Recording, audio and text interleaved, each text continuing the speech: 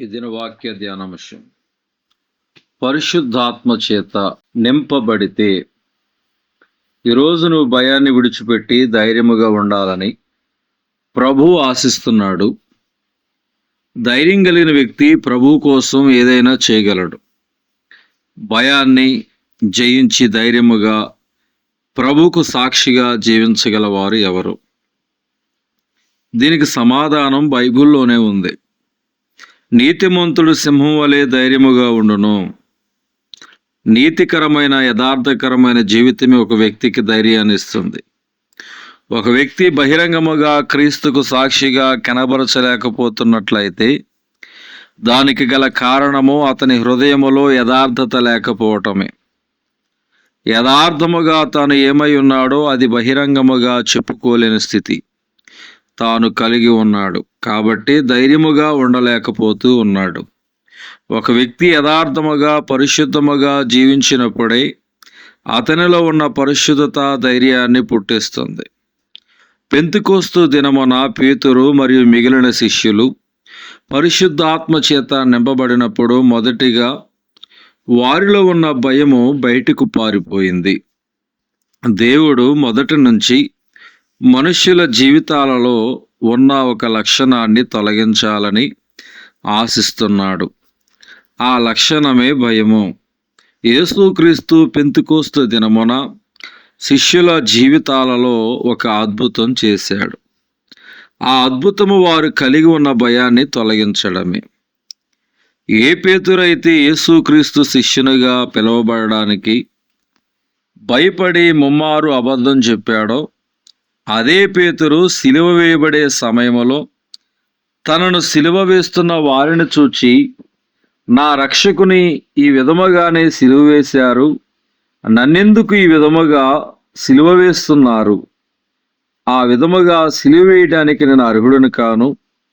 మీరు నిజముగా నన్ను చంపదలిస్తే నన్ను తలక్రిందులుగా సిలువ వేయమని అడిగి మరి ఆ విధముగా సిలువ వేయించుకున్నాడు.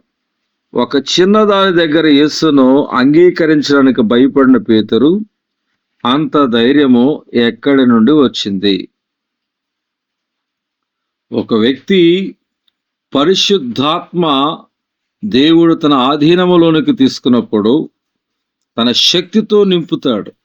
పరిశుద్ధాత్మతో నింపబడిన వ్యక్తి ధైర్యం కలిగి జీవిస్తాడు. పరిశుద్ధాత్మ చేత నింపబడటం అంటే ఏమిటి అనే ప్రశ్న మీకు వచ్చుండొచ్చు. ఎవరైనా ఒక వ్యక్తి కోపంతో నింపబడినప్పుడు అతనిని మీరు చూసి ఉంటారు. ఓ ప్రశ్న, ఇంతకీ ఆ వ్యక్తికి కోపం ఎక్కడి నుంచి వచ్చింది? కోపంతో ఊగిపోతున్న వ్యక్తి కనబరుస్తున్న కోపం ఎక్కడి నుంచి వచ్చింది? బయట నుంచా లేదా లోపల నుంచా? ఆ వ్యక్తి కనబరుస్తున్న కోపం ఎక్కడి నుంచో రాదు, అది అతనిలో నుంచే వచ్చింది. అతనిలో మౌనముగా ఉన్న కోపం దేని కారణాన్ని బట్టో అది రగులుకోవడం మొదలుపెట్టింది. అప్పుడు ఆ వ్యక్తి కోపముతో నింపబడి కోపము ఏమి చెప్తే అది చేస్తాడు.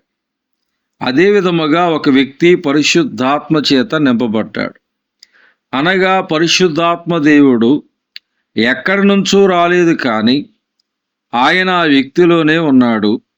యేసుక్రీస్తును స్వంత రక్షకునిగా అంగీకరించి రక్షించబడిన వ్యక్తికి పరిశుద్ధాత్మ దేవుడు వరముగా ఇవ్వబడెను. రక్షించబడిన నీలో నాలో పరిశుద్ధాత్మ దేవుడు ఉన్నాడు. ఆయన మనలోనే నివసిస్తున్నాడు.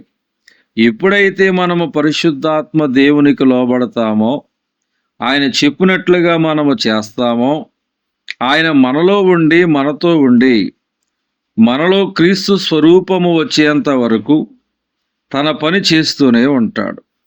ఎప్పుడైతే పేతురు మరియు మిగిలిన శిష్యులు పరిశుద్ధాత్మ దేవుని చేత నింపబడి పూర్తిగా ఆయన ఆధీనములోనికి వచ్చారో అప్పుడు వారి శక్తిని పొందుకున్నారు. ఆ శక్తి వారికి ధైర్యాన్ని ఇచ్చింది. ఆ ధైర్యం వారిని ప్రభు బిడ్డలుగా రోషము కలిగి జీవించే విధంగా చేసింది.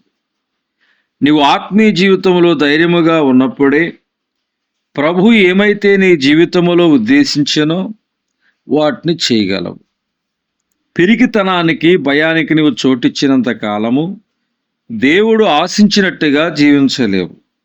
నువ్వు భయాన్ని జయించి ధైర్యముగా ఉండాలి. ధైర్యముగా ఉండాలంటే పరిశుద్ధాత్మ పూర్ణునిగా ఉండాలి.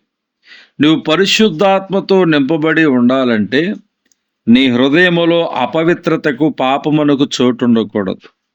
నీ హృదయములో పాపము ఉండకూడదంటే శరీర సుఖమును విడిచి దేవునికి దగ్గరగా జీవిస్తూ ప్రార్థనా జీవితం కలిగి ఉండాలి. దేవుడి తన వాక్య ధ్యానం దేవుడు దీవించునుగాక. ఆమేన్.